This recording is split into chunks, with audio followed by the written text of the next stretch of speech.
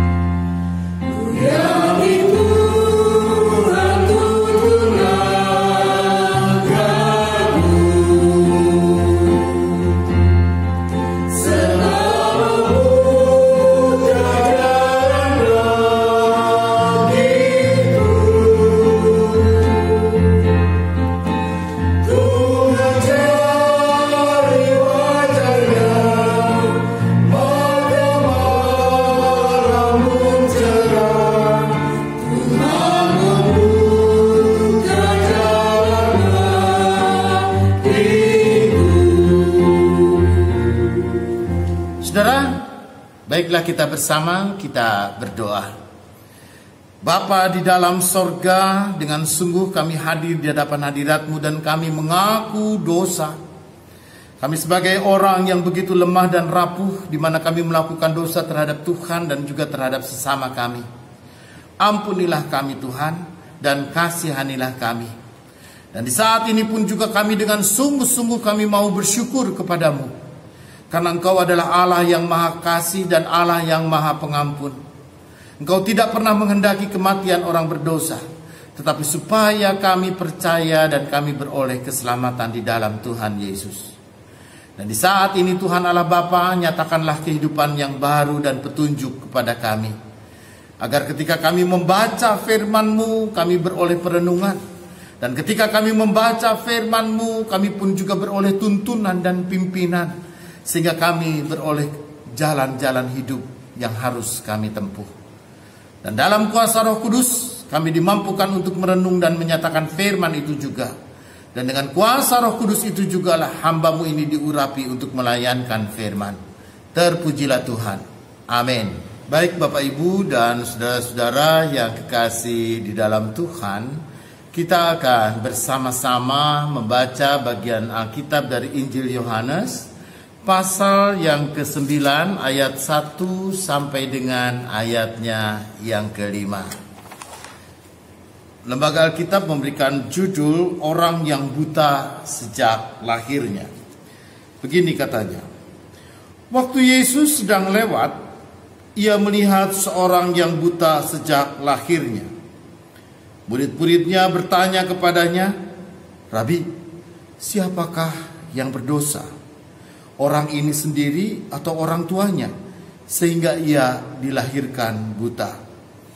Jawab Yesus, "Bukan dia dan bukan juga orang tuanya, tetapi karena pekerjaan-pekerjaan Allah harus dinyatakan di dalam dia. Kita harus mengerjakan pekerjaan Dia yang mengutus aku selama masih siang. Akan datang malam di mana tidak ada seorang pun yang dapat bekerja. Selama aku di dalam dunia, akulah terang dunia."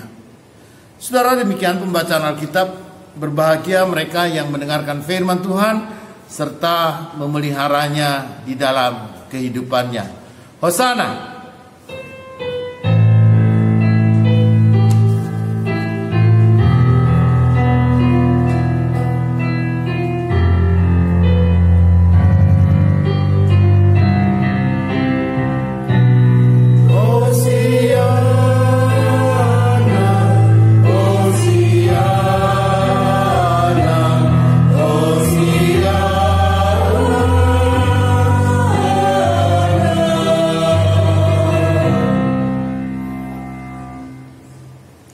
Saudara yang kekasih di dalam Tuhan, seorang anak muda dengan kepahitan hidupnya, dia bertanya kepada saya, "Pak Pendeta, kalau Tuhan itu maha baik, dan kalau Tuhan itu pun juga maha kasih, mengapa Tuhan membiarkan ada penderitaan itu terjadi dalam dunia? Mengapa Tuhan pun juga membiarkan ada seorang yang lahir dalam keadaan buta? Atau mengapa ada seorang yang lahir dengan cacat tertentu? Bukankah Tuhan maha baik?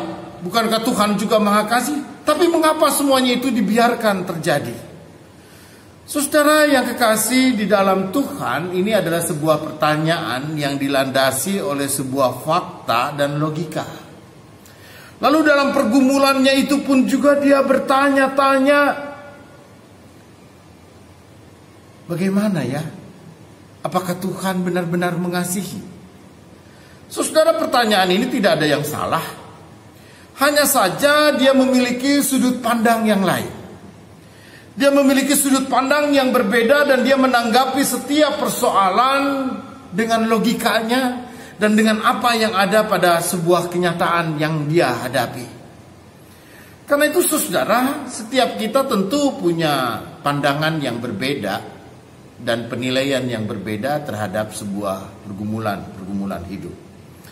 Contoh kecil saja saudara. Kalau anak-anak sekolah Anak-anak sekolah itu menganggap bahwa pekerjaan rumah itu adalah sebuah penderitaan, sebuah kesusahan. Dan bahkan pekerjaan rumah itu bagi dia menjadi sebuah salib yang sangat berat sekali. Karena itu saudara, tidak ada satu anak pun juga anak sekolah SD yang kalau dikasih PR sama gurunya dia akan bersorak-sorai, "Ore, gua dapat PR, puji Tuhan." Apa ada anak SD begitu dikasih PR sama gurunya lalu kemudian mengatakan, "Yes, aku punya PR. Oh Tuhanku, terima kasih atas kasih dan kebaikan Tuhan." Saudara, saya nggak yakin. Mungkin ada anak satu atau dua. Tetapi kebanyakan anak saudara melihat bahwa PR atau pekerjaan rumah itu menjadi sesuatu penderitaan, sesuatu yang begitu berat dan sesuatu yang menjadi persoalan dan pergumulan, dan mungkin itu adalah salibnya yang harus dia pikul. Tapi saudara yang kekasih, tanpa dia sadari bahwa pekerjaan rumah itulah juga adalah sebuah melatih ketekunan.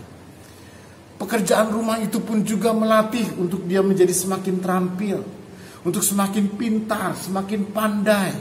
Tanpa dia sadari bahwa melalui pekerjaan rumah itulah juga dia akan bertumbuh menjadi manusia yang menjadi dewasa. Karena itu saudara yang kekasih, maka pekerjaan rumah itu sungguh menuntut anak itu pun juga untuk bertanggung jawab pada tugas. Dia pun juga harus belajar bagaimana kita memotivasi dan menyatakan inner powernya dengan sungguh-sungguh, sehingga dia punya kekuatan. Dia pun juga dengan sungguh-sungguh dia mau mengerjakan pekerjaan rumahnya dengan baik. Saudara yang kekasih di dalam Tuhan, bahkan bukan cuma anak SD, tapi siapapun juga mereka yang belajar di strata 1, strata 2, strata 3, bukan main tugas-tugas itu dan pekerjaan-pekerjaan itu pun juga adalah sesuatu yang begitu sangat menyusahkan. Tetapi di balik kesusahan-kesusahan itu pun juga ada sesuatu hal, kesuksesan yang boleh dia nikmati. Karena itu saudara yang kekasih di dalam Tuhan, kalaupun juga anak muda ini bertanya, kalau Tuhan Maha baik dan Tuhan Maha pengasih, mengapa ada penderitaan? Saudara, tidak sedikit orang lain berpandangan bahwa penderitaan itu adalah azab. Tidak sedikit saudara bahwa orang berpikir bahwa penderitaan itu adalah sebuah siksaan dari Tuhan. Tidak sedikit orang yang berpikir bahwa penderitaan itu pun juga adalah hukuman Tuhan bagi setiap kita. Saudara yang kekasih di dalam Tuhan, kalau itu yang kita pikirkan, maka bagaimana refleksi kita, iman kita tentang Tuhan? Karena itu saudara yang kekasih di dalam Tuhan, ketika Tuhan Yesus dan murid-muridnya berjumpa dengan seorang yang buta sejak lahir, maka murid-muridnya bertanya, "Rabi, siapakah yang berbuat dosa, orang ini sendiri atau orang tuanya sehingga ia dilahirkan buta?" Saudara, sudut pandang murid-murid itu sama dengan kebanyakan orang lain yang melihat penderitaan itu sebagai hukuman. Ada banyak orang pun juga sama seperti murid-murid yang lain yang melihat dan memandang bahwa penderitaan itu adalah sebuah azab, kebutaan itu adalah sebuah siksa, kebutaan itu pun juga adalah sebuah hukuman dari Tuhan. Bahkan kebutaan itu adalah sebuah karma dari Tuhan untuk manusia. Karena itu saudara yang kekasih di dalam Tuhan, kalau hal itu yang kita pahami, maka saudara kita akan meyakini Allah adalah Allah yang kejam. Kita akan meyakini Allah adalah Allah yang suka menghukum.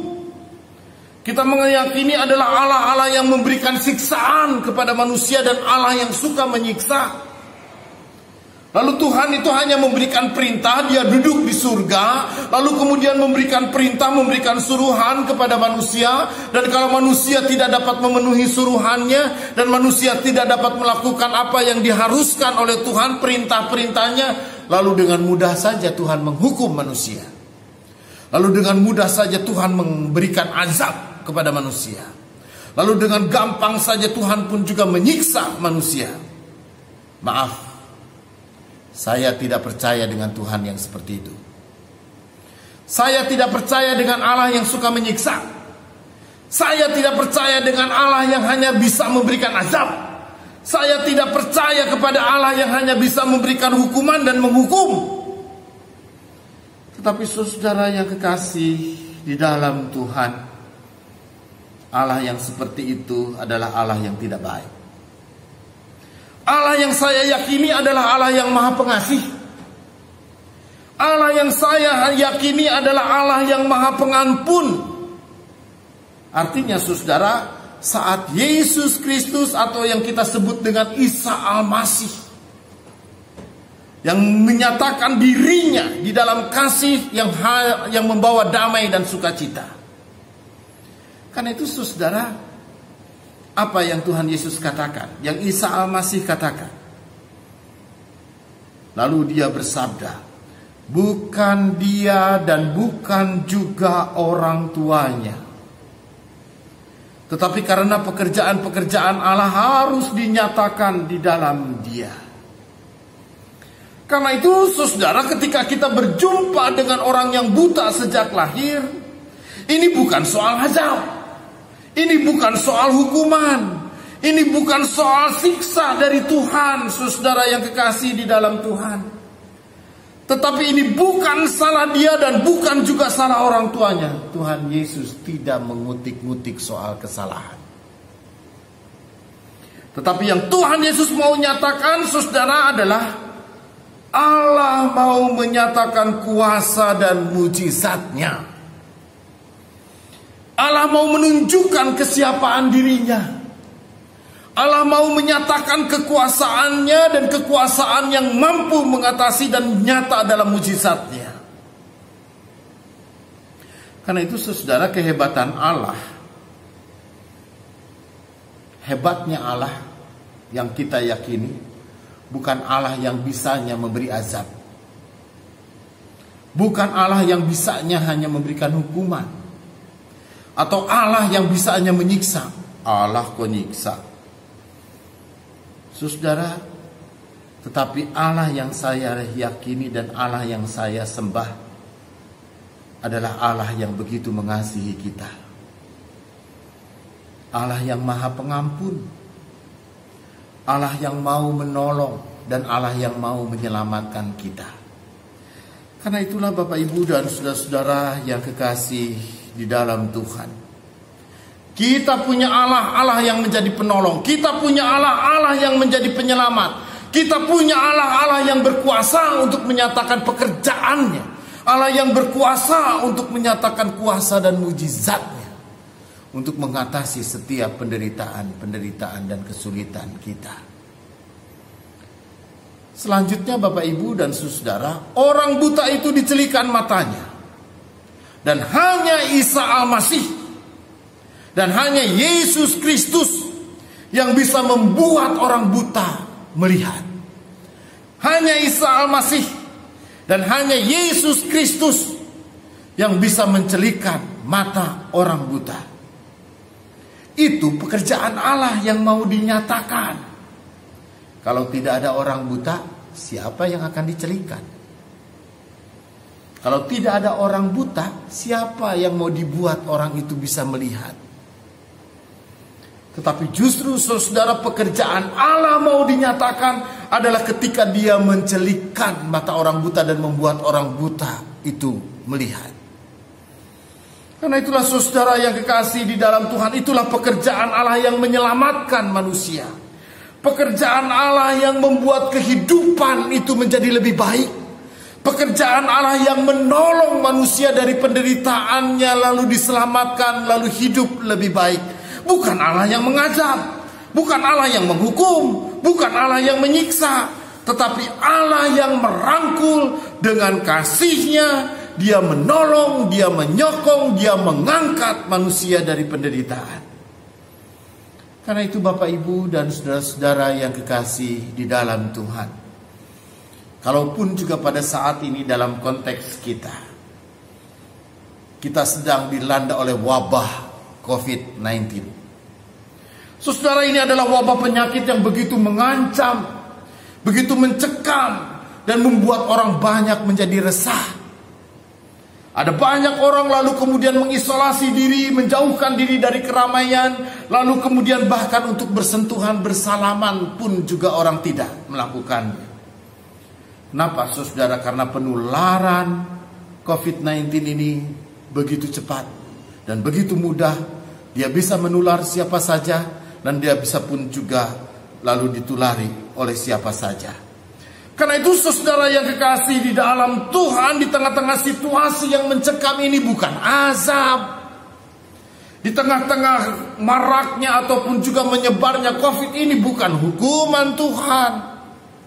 Ini pun juga bukan bagaimana cara Tuhan menyiksa kita, tidak. Saudara, tetapi melalui COVID-19 ini pekerjaan Allah harus dinyatakan. Kuasa Allah harus nyata. Kuasa Allah pun juga akan kemudian dilihat dan diperlihatkan kepada semua umat manusia. Karena itu, saudara yang kekasih di dalam Tuhan, COVID-19 ini adalah virus yang tidak pernah tahu membedakan. Tidak pernah tahu membedakan agama, suku, ras. Tapi siapapun orang, makhluk hidup dan manusia, siapapun manusia di atas dunia ini, dia bisa terpapar. Dan dia pun juga bisa menderita oleh karena virus ini. Dan bahkan dia bisa kehilangan nyawa karena virus ini. Karena itu, saudara yang kekasih di dalam Tuhan, kita bukan kemudian Allah mengazab atau Allah menghukum, Allah menyiksa. Tidak. Tetapi melalui COVID-19 ini, Tuhan mau menyatakan kuasanya. Kuasa yang memulihkan. Kuasa yang menolong.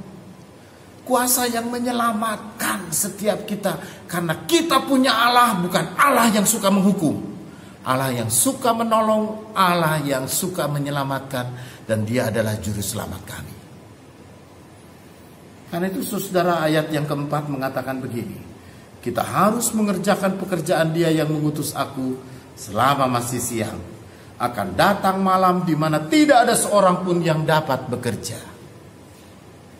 Saudara yang kekasih di dalam Tuhan, kita harus mengerjakan pekerjaan Dia yang mengutus aku selama masih siang. Apa artinya, saudara? Bahwa kita harus melakukan pekerjaan-pekerjaan Tuhan selama masih ada kesempatan. Bapak Ibu dan saudara, hafal benar saya yakin Bapak Ibu dengan lagu hidup ini adalah kesempatan. Saudara, kesempatan untuk apa? Kesempatan untuk korupsi, kesempatan untuk maling, kesempatan untuk berbuat jahat sama orang? Tidak. Allah yang menyelamatkan, Allah yang menolong, Allah yang maha kasih. Bagi umat, bagi orang yang sungguh-sungguh percaya kepada Tuhan itu, maka dia juga harus menyatakan kasih yang menyelamatkan, kasih yang menolong, kasih yang melindungi, kasih yang menjagai kehidupan. Karena itu, saudaraku yang kekasih di dalam Tuhan, kalau kita pun juga kita yakin dan kita percaya, kenapa Tuhan ini membuat manusia ini berkelompok-kelompok? Kenapa Tuhan ini membuat manusia itu pun juga berbagai-bagai macam golongan-golongan? Karena semuanya harus berlomba-lomba. Semua harus berlomba-lomba untuk apa? Berbuat kebaikan. Kelompok-kelompok, golongan-golongan semua dibuat oleh Tuhan untuk apa? Kita berlomba-lomba untuk berbuat kebaikan. Saudara yang kekasih di dalam Tuhan, manusia kita ini nggak usah diajarin tentang yang jahat, saudara. Apalagi kalau kita pun juga bicara atas nama agama, tapi kita melakukan kejahatan. Ataupun juga suatu kejahatan tapi dibungkus oleh ayat-ayat firman Tuhan. Ataupun juga kejahatan itu pun juga dibungkus oleh ayat-ayat kitab suci. Ataupun juga kejahatan itu pun juga atas nama agama. Saudara, itu nggak usah diajarin. Manusia memang jahat, dari awalnya pun juga sudah jahat. Tetapi saudara yang kekasih, itulah yang Tuhan mau, bagaimana manusia hidup di dalam kebaikan, hidup di dalam kasih. Bagaimana hidup itu pun juga dengan sungguh-sungguh menjadi sebuah kesempatan untuk manusia berlomba-lomba menyatakan kebaikan.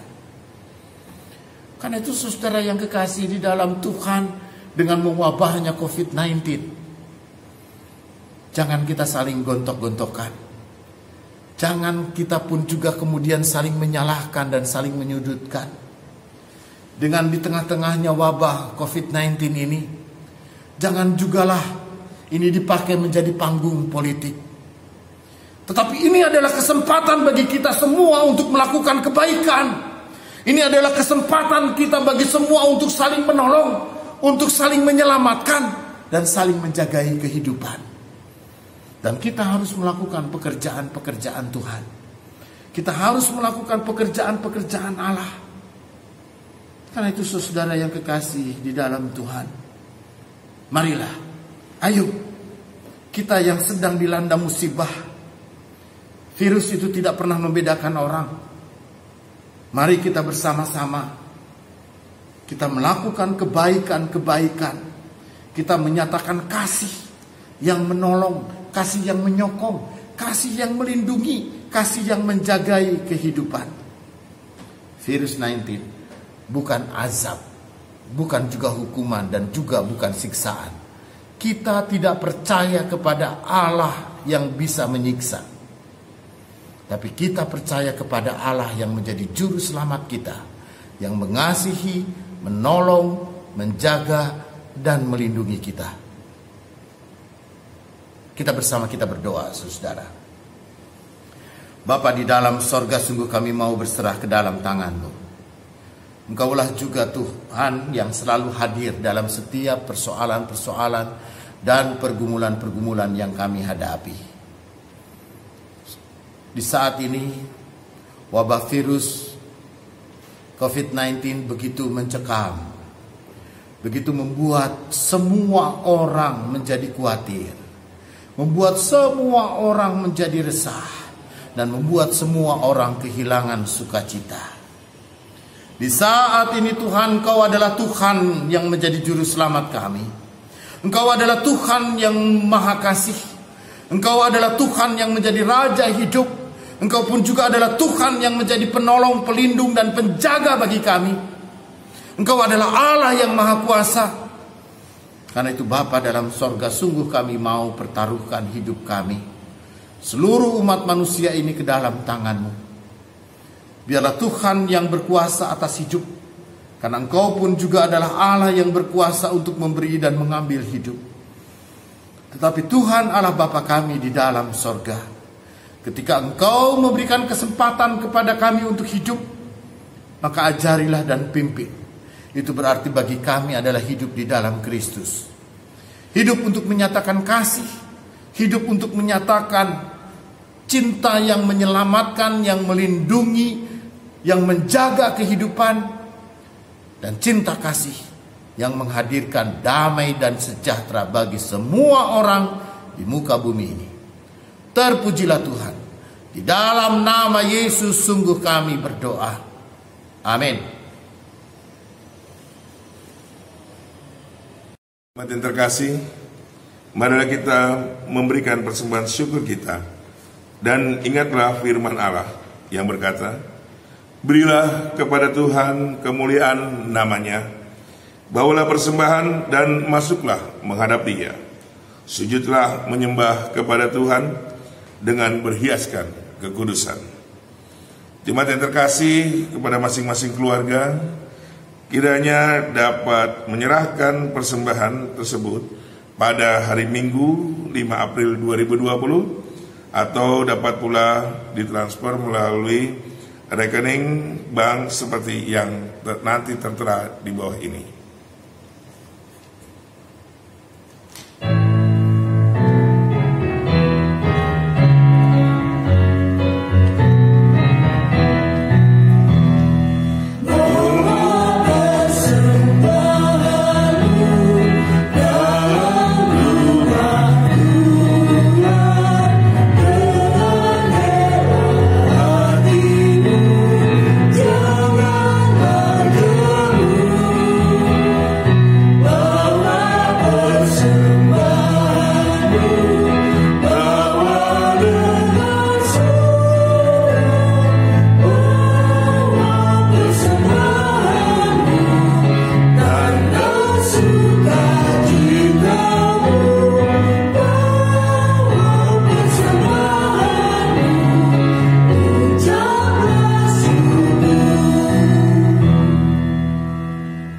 terkasih, mari kita bersatu dalam doa.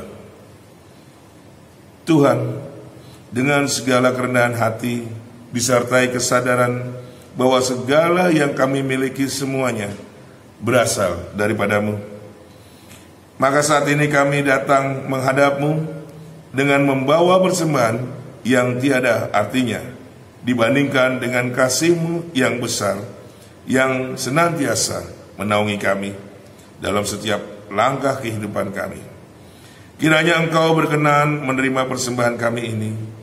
Ajarlah kami mensyukuri setiap berkat yang Tuhan karuniakan sekecil apapun, dan jadikanlah juga kami saluran berkat bagi sesama. Amin.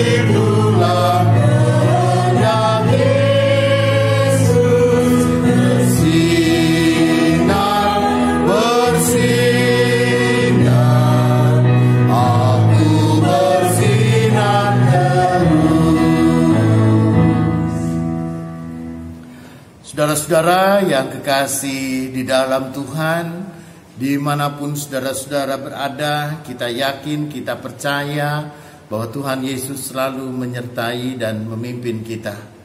Dan bahkan dimanapun kita berada, kita harus tetap menjadi terang dan menjadi garam yang menyatakan kasih dan kebaikan. Dan kasih itu dinyatakan untuk kita saling menolong, saling mendukung, saling menyokong, sehingga ada sukacita dan damai sejahtera yang boleh kita nikmati dalam hidup ini. Saatnya kita menerima berkat Tuhan. Dan Allah sumber segala kasih karunia, yang telah memanggil kamu dalam Kristus kepada kemuliaan-Nya yang kekal, akan melengkapi, meneguhkan, menguatkan, dan mengokohkan kamu kini dan selama-lamanya. Amin.